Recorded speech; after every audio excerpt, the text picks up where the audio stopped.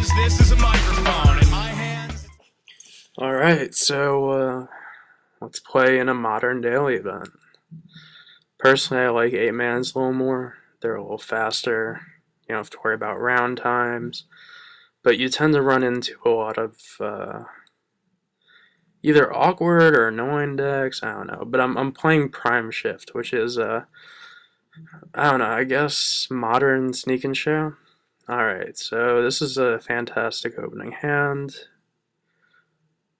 Okay, so blue-white, could be blue-white control, could be blue-white X control, could be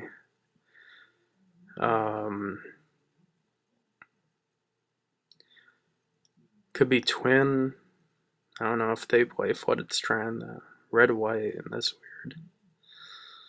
Alright, so oh, I know exactly. I've played enough Modern to know exactly what deck this is. This is Norin the Wary, or otherwise known as Trigger.deck. You basically play a whole bunch of mana dorks and not mana dorks, you know, like Soul Sister type cards. And it sucks drawing that there. Why can I draw that last turn? And then you use Norin the Wary, who is, I think, in the history of Magic, the least useful creature ever created. It can attack, it can block, and it can't stay in play unless your opponent something or something. I don't know. It gets exiled no matter what occurs in the game. When anyone casts a spell, blah, blah, blah. So you use that along with something chamber. This artifact, whenever a creature enters a battlefield, you put a 1/1 token in the play, and you gain a shit ton of life with all these, you know, Soul Sister type life gaining cards. And yeah, it's actually a really smart attack. Because if I have an abundance of lands, I would, you know. Actually, no, that's not a smart attack. If I have an abundance of lands, then I would kill this creature. Just, you know, not sack the Tribe Elder. So I'm going to play Courser here. I hate Courser, but for this deck, I just need the extra life gain and the body that can withstand a lightning bolt. So, yeah, like I said, this is Trigger.deck. Oh, by the way, Norin the Wary is also a human, so you play Champion of the Parish, I believe. Whenever a human enters the battlefield, put a 1/1 counter on him, he gets massive. And then you end it with Purphoros, God of the Forge, who comes in. And now, sometimes these decks play Blood Moon.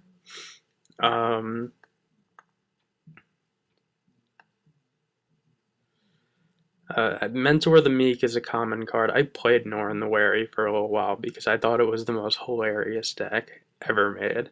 And it's fun to play. I was main deck, like, I changed up the deck though. I was playing Blood Moon and all the other fun stuff. But he's not really doing anything. And I'm about to wipe his board, so. Alright, so that's. Okay, so I'm going to Faithless Looting here. Because I have 2 Through the Breach in my hand. I don't have to. Ooh. Yeah, that's right, kiddies. That's a bonfire. I figure, why not? If you're playing this many lands, why not just play bonfire? Do you know how many Siege Rhinos and Lilianas I've killed with bonfire in this deck? So I'm just going to pitch that, and then I can pitch Emrakul if I want. Or I could pitch Primeval Titan because I have another one coming up next.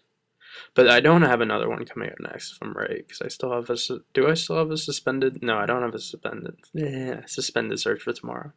So what I do is I use Emrakul's ability to shuffle, and blah blah blah. Alright, so I'm just gonna bonfire for 1, which is, totally acceptable. He's not playing Serra's Ascendant, I believe. The normal Soul Sister win condition of a 5/5 lifelink flyer. Okay, so he's gonna path his own dude. That's fine.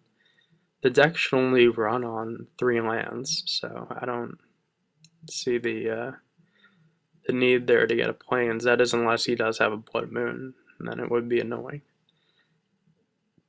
And then I'm just gonna swing in for 2, I think, or do I preserve my life total? I'm just gonna preserve my life total. I mean, this deck can get a little out of hand, I'll be honest.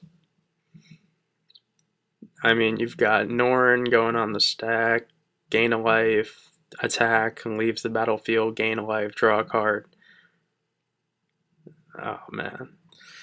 I do enjoy this deck though, I will admit. It's hilarious. Those are my 2 dogs, Jackie and Shaky. I love them very much, but they can annoy the living shit out of me. Alright, so a land off the top would be oh, I did have a suspended search for tomorrow. Alright, good. It's always good to remember those things. So I don't have Faithless Looting on top, but I do have a Through the Breach. I'm getting a Mountain, because as you know, this deck plays Val. Oh! Good game, sir. Oh, God. Oh, man. How to make enemies. So I like to play decks that just cheat Emrakul into play. It's just, a little pet thing I enjoy doing. And if you could do it, like Goryo's Vengeance in Modern just wasn't doing it. Like, so much had to go right. And, Scavenging Ooze and all that junk. But, and Deathrite Shaman was around back then. But this deck is so good at doing it. Now I'm just going to attack with everything. Plus I get a 1/1 out of the deal, which means I preserve my life total. Sadly, I don't have Prime Time on top anymore. That's going to get shuffled back in. But I have a sack of Tribe Elder, aka Steve. In my, by the way, if you don't know, Sakura Tribe Elder is known as Steve. Sakura Tribe EL, so it's like Steve. It's just how Bob is Bob and Timmy is Prodigal Sorcerer. Sakura Tribe Elder is known as Steve, so just a little bit of magic history or whatnot. What's good about Emrakul in this deck too is land on the top. Fantastic. Alright, and it's a mountain too. If it was a forest, I wouldn't be able to go off with Valakut. Because Valakut requires 5 mountains in play, plus Valakut, and then whatever. So, alright. I want to shuffle away the Valakut. I don't want to play it off the top. That would be really bad. That could be a big mistake that a lot of people would make. Because, they see a land on top, they want to play it. Nah, you don't want to do that. You want to get Valakut with Primeval Titan. That way you don't have to worry about it coming into play tapped and slowing you down. And remember, now that I'm getting Valakut and 5 mountains, I'm going to get 2 Valakuts here, by the way. I'm sorry, one Valakut. I'm gonna deal. Killing a Soul Warden does seem pretty sweet. He runs Path to Exile. The thing is, though, that from here on in, every single land is a Lightning Bolt that is impervious to, protection or all the other stuff. It's like, Ghost Flame, I think it's called. It's a colorless spell. Colorless damage, whatever it is. So, the game's pretty much over. I don't know why he's still playing, but alright, whatever floats his boat. Alright, so he pathed it. So, that's good. Path to Exile, I get a land, he takes 3. Oh man, I'm just gonna play Sakura Tribe Elder. Sack it. Get another mountain, it's over. I could play Through the Breach on Sakura Tribe Elder and attack. but there's no need. I'm just, you know, because I got a guy from the chamber that is Xaxes. So in this case, I'm going to take out the Scape Shift, which I think I take out every single game. Bring in Engineered Explosives, which deals with all the tokens. It also deals with, you know, the X1s or the X2s. I like Destructive Revelry. I'm going to take out... I'm worried about Blood Moon, mainly. But Destructive Revelry should deal, and EE should deal with everything. This is a fantastic hand, by the way. I can do a couple of things with this hand. I can put EE on 1 and then just let it sit there the entire game. Or, okay, so he's got that going on. That's kind of cool, I guess. So I'm just gonna I'm gonna suspend search for tomorrow. You always, if you know, getting to, let's see, that's 1, that's 2, that's 3, that's 4.